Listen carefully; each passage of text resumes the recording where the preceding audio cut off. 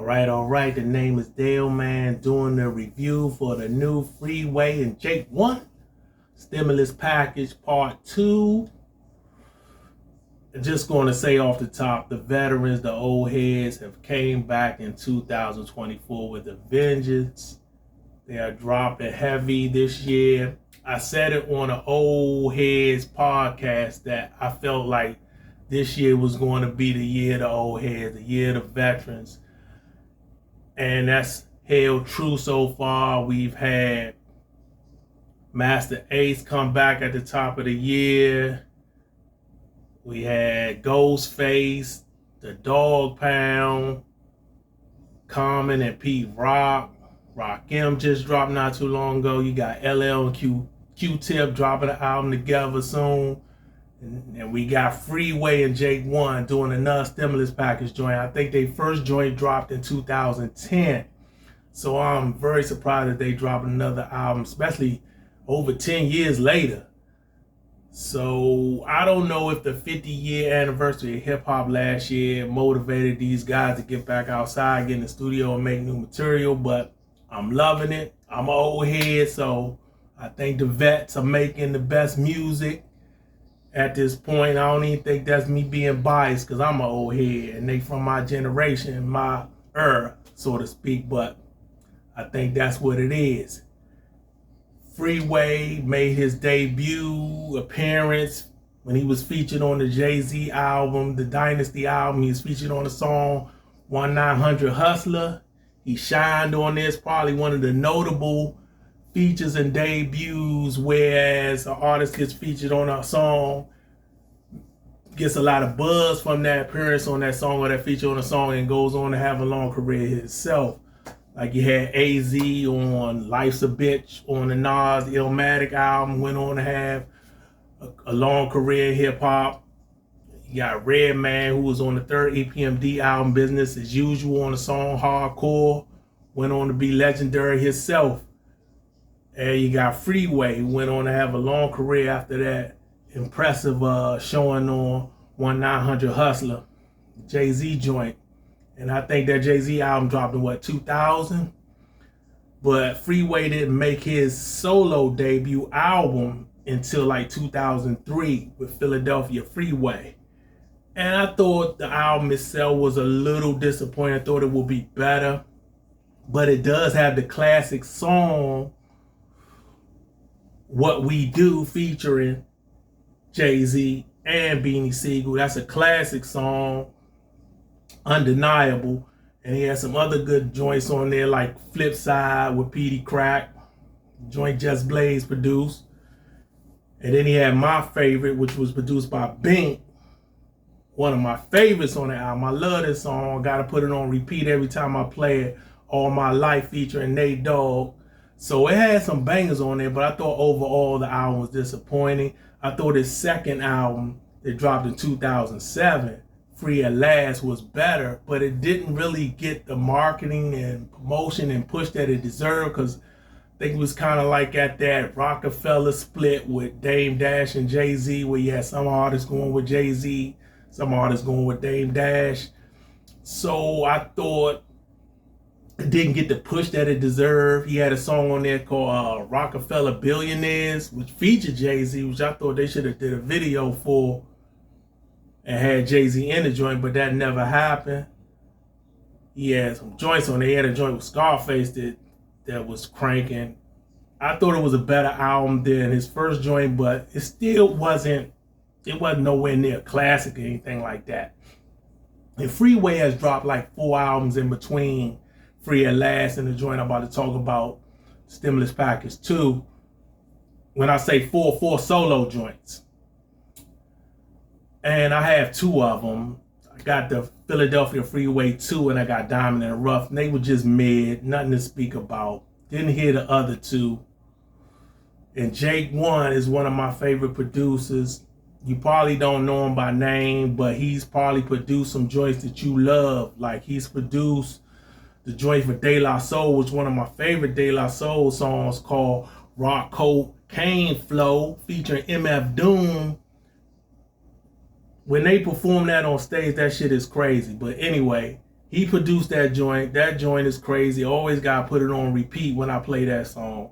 That's ugly face music right there. He produced a joint for Rick Ross called Three Kings featuring Jay-Z and Dr. Dre.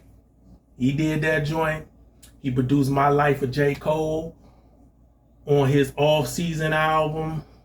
So that's just on top of my head joints I know he produced that people might recognize, but he's produced a whole shit more things than that.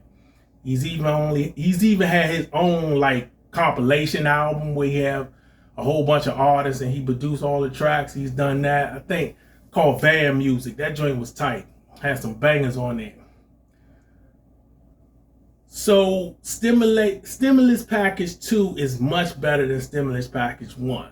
I think Stimulus Package 1 dropped in like 2010. When I bought the joint, I thought it was going to be better than what it was. It was a little disappointing to me. Had a few joints on there. Like it had my joint on there, She Makes Me Feel Alright. That was my joint. She makes me feel alright. Using that sample and shit. I think they had a video for it. That was like one of the few joints on there that I really liked.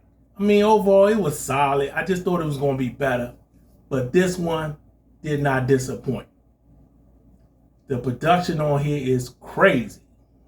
The production carries this album. I'm just going to say that Jake One does a great job of producing. The production is better than I thought it was going to be. I don't think it's a bad beat on here, a bad piece of production on here. There's only 2 songs I didn't care for, and it wasn't due to the production at all. I just ain't really like how Freeway was maneuvering the song structure and things of that nature. It kind of turned me off. They're not bad songs at all. I just don't think I'm going to be listening to them on a regular. Freeway shows some growth on this album, and unfortunately that's due to some shit he's been through, tragedies in his life. Like he had a kidney transplant. He was on dialysis for 2005 to 2019. And he lost 2 kids. He lost a son and a daughter within, a year of each other. I don't know how they passed or what happened, and he talks about it on his album. You never think of Freeway getting too personal or getting too deep in the past, but here he does. He doesn't shy away from it. It's not a sad album or a depressing album, but he does speak about it, enough. He shares enough of it to give you an understanding. Like he talks about when he was going through his kidney failure situation, that he felt like people abandoned him. Like the people that he thought was rolling with him kind of like left him. So he talks about that. And it's just a different Freeway from what you've heard in the past. I mean, he still shows enough of the old Freeway where he's a typical Freeway. His lyrics are not going to blow you away, not going to knock you out. He's more how he attacks the mic and his voice. His voice has always been like the thing that grabs you, and his energy. He has a lot of energy. And that's not missing on this album. Like he got some notable features on here too. Like he has a joint called Time, which starts the whole album off with Conway the Machine. I believe it starts the whole album off. Conway the Machine is featured on that. That pairing makes sense to me. Then he got a joint called Philly featuring Petey Crack. He got a joint called Keep Winning featuring Black Thought. That makes sense. Both of them are from Philly. He got Ringin', which featured Jadakiss. He got a video for that joint. That joint is tight. I like that song. I actually heard that song like maybe a month before this album dropped. Maybe 2 months before this album dropped. It didn't get talked about as much run as I thought it would. The song is banging. Then he got another song called Family Tree, which he talk about the Rockefeller tree. That's a banging song. He got another song called Freezer, which is like another nickname he calls himself. He's called himself in the past. That's another banger. So I really dig this album. It's better than I thought it was going to be. Like I said, it's only 2 songs that I didn't care for. I think it's like 14, 15 tracks. The production is top notch. Can't say enough about that production, I guess because I'm a producer myself. But I like the growth that Freeway is showing on here. Unfortunately, I guess it took all this shit happening to him to see that other side of him. But it's a good album. I would give this album a B to a B plus. You know, I'm thinking about a B plus, but I'm gonna give it a strong B right now that could possibly move to a B plus. And like and subscribe. Always forget to say that shit. Even if you don't like my review, click like any damn way. That's it. I'm done. I'm finished. Look, mission impossible to drop a few lines without dropping old times when Southern Hill was still a gold mine. When pistol grips was my shit and I sold mine. When Alias was not a show and they told mine. Elevate your mind with high quality THC infused products. BlackYeti.com. Black-Yeti.com.